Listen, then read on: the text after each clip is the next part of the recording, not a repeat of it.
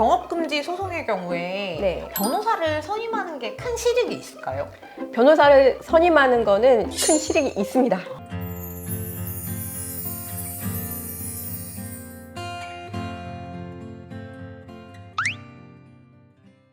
안녕하세요. 법률사무소 봄의 대표 변호사 정현주. 김지혜 변호사입니다. 오늘은 저희 사무실에서 가장 많이 진행하는 경업금지 소송에 대해서 알아보려고 하는데요. 경업금지 소송의 경우에 네. 얼마를 청구할 수 있는지 많이들 물어보세요. 네. 그래서 얼마나 청구할 수 있을까요? 이제 경업금지 약정이 문제가 됐을 때 보통 이제 손해배상 소송을 많이 하게 되는데요. 손해배상에 대해서는 기본적으로 만약에 위약금 약정을 했을 때는 그 위약금만큼의 소송이 들어옵니다. 또는 만약에 권리금을 받은 게 있다고 하면은 그 권리금만큼의 소송 청구 금액이 일단 기본이 됩니다.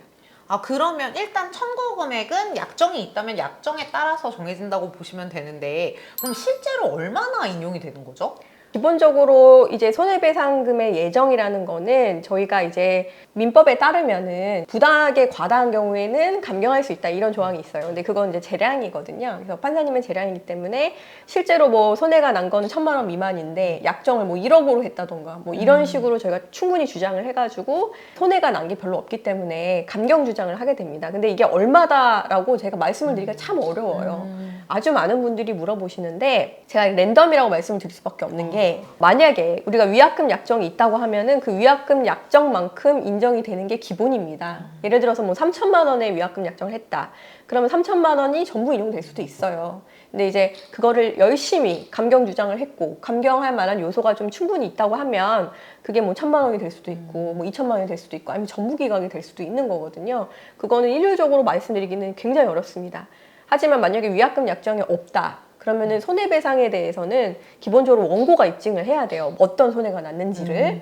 그러면은 뭐 매출 감소라든지 고객들을 다 빼갔다든지 뭐 이런 주장을 많이 하게 되는데, 매출 감소를 제가 예를 들면 사실 매출 감소가 바로 앞에서 가게 차렸다고 매출 감소가 100%뭐 이건 아니잖아요. 맞아요. 뭐 코로나로 인해 가지고 영업을 못했을 수도 있고, 아니면은 예를 들어 미용실이다 그러면 뭐 굉장히 실력이 형편없어서 매출이 감소됐을 수도 있고, 아니면 안에서 뭐 경영권 분쟁이 생겨가지고 매출이 감소됐을 수도 있고, 여러 가지 이유가 있거든요.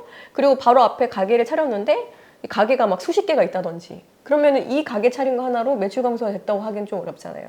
그래서 그런 것들에 대해서 저희가 방어를 합니다. 방어를 하면 판사님도 보시고, 이게 매출 감소가 예를 들어 뭐 3,000만 원이 일어났다. 그래서 3,000만 원 청구를 했는데 3,000만 원 전부 인정하기는 조금 어렵겠구나. 이렇게 판단할 수도 있는 거고 또 아닐 수도 있어요. 그래서 제가 얼마 인용된다라는 거는 정확하게 말씀드리기는 어렵지만, 위약금 약정을 한 경우에는 어쨌든 우리가 입증을 하지 않고 의무 위반을 하면 이 금액만큼은 주는 걸로 약정을 한 거기 때문에 그만큼 좀 인정되는 금액이 크다 이렇게 생각하시면 될 것 같아요.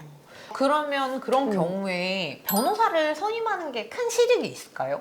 변호사를 선임하는 거는 큰 실익이 있습니다. 왜냐하면 제가 방금 말씀드린 것처럼 위약금 약정을 하든 위약금 약정을 하지 않든 상대방은 더 큰 금액을 달라고 할 거예요. 최대한 자기가 받을 수 있는 금액을 달라고 할 건데, 피고 입장에서는 당연히 그 금액을 깎는 게 목적이 되다 보니까 저희가 지금 방금 말씀드린 것처럼 손해배상의 감경에 필요한 모든 주장을 할 수 있고, 그거는 직접 하시는 건 굉장히 어려운 일입니다. 또한 중간에 조정을 할 수도 있는데요. 보통 손해배상 청구를 하게 되면은 이제 조정을 많이 보내시거든요. 그러면은 그 조정을 하는 과정도 변호사가 하기 때문에 아무래도 좀 수월하게 흘러갈 가능성이 높습니다. 그러면 경업금지 소송의 경우에는 어쨌든 원고 입장에서든 피고 입장에서든 원하는 바를 얻기 위해서 변호사를 선임하는 게 많이 유리할 수가 있겠네요. 네, 그리고 또 경업금지 같은 경우에는 저희 사무실처럼 만약에 관련 소송 경험이 굉장히 많다라고 하면 저희는 어떤 부분이 약점인지를 아니까 그 부분을 조금 더 강조할 수 있을 것 같아요. 경업금지 소송 관련해서 저희한테 많이 상담 받으시면 좋으실 것 같아요. 네. 오늘 저희 영상이 도움이 되셨다면 좋아요, 구독 부탁드려요. 감사합니다. 감사합니다.